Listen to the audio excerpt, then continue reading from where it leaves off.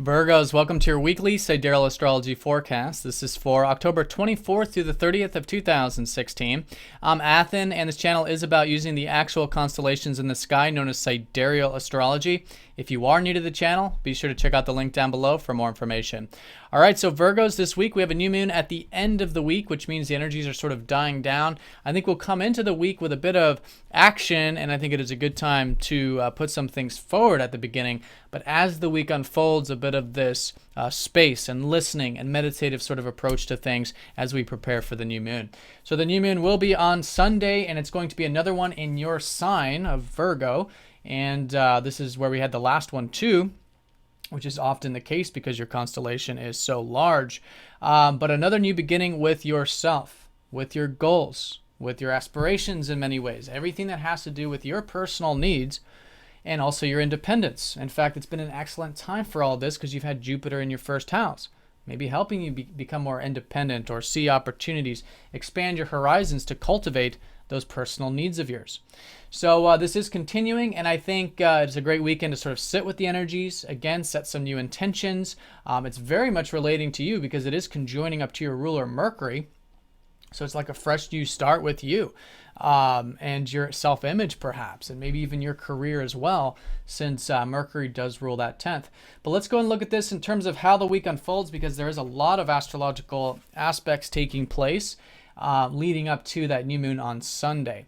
So this earlier part of the week here around Tuesday and Wednesday, Venus will be squaring up to Neptune, sextiling up to Jupiter.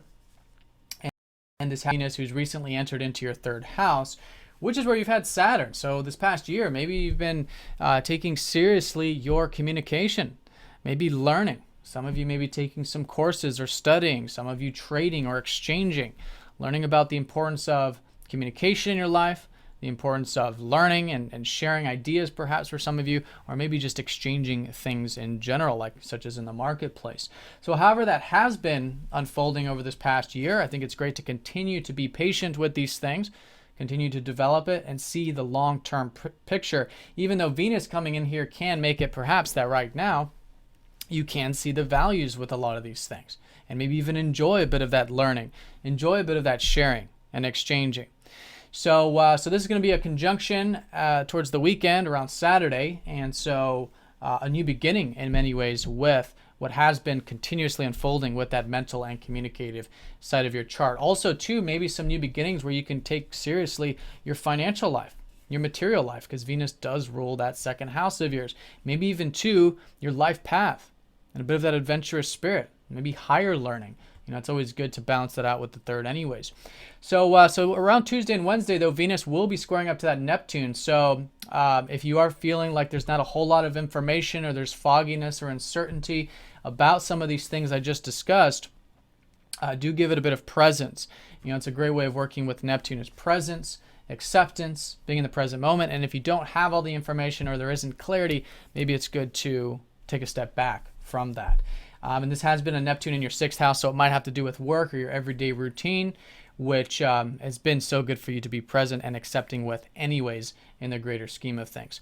And Venus sextiling up to Jupiter, though, does suggest that maybe, yes, there is some continuous support here for you to learn, open-mindedness, and that exchanging as well. Now, as we go into the weekend, Friday and Saturday, Mars starts to square up to Uranus, and this has been a Uranus in your seventh house of relationships. So it's still excellent this week to find the importance of freedom in relationships. And this is, can take on many forms, but it's liberation, it's freedom of yourself, being yourself in relationships, but also at the same time honoring freedom in them. Because, of course, that's so important anyways, but Uranus has been in here for a very long time for you. So this square up to Mars, if you are feeling a bit impulsive, which is sometimes the case with the square up to Uranus, like maybe some sudden actions or some sudden things involving those relationships, do bring some extra attention to that. Give it some space, as it's always good with all squares with Mars. And listen to that, though. Maybe there is some freedom that can be implemented with those relationships, but it does require that slow and steady patient approach to it when the square is involved. Now, this is also in regards to what has been unfolding for you with your home, family, or health sector, which I think has transformed last week when Mars went over Pluto this sort of transformation of your roots. And so it's still an excellent week to put energy into whatever has transformed, putting energy into your home life, your family life, and your health. And if you feel like your energy levels are low at the moment, typically it's because Mars is at the bottom of the chart. He likes to be at the top. So the best way of working with this is to channel the energy into your sentiments, into your roots, into your home, family, and health, and that can be a good way to unlock that Mars energy. But again, give it a bit of space here around Friday and Saturday, involving those roots because of the square up to Uranus there.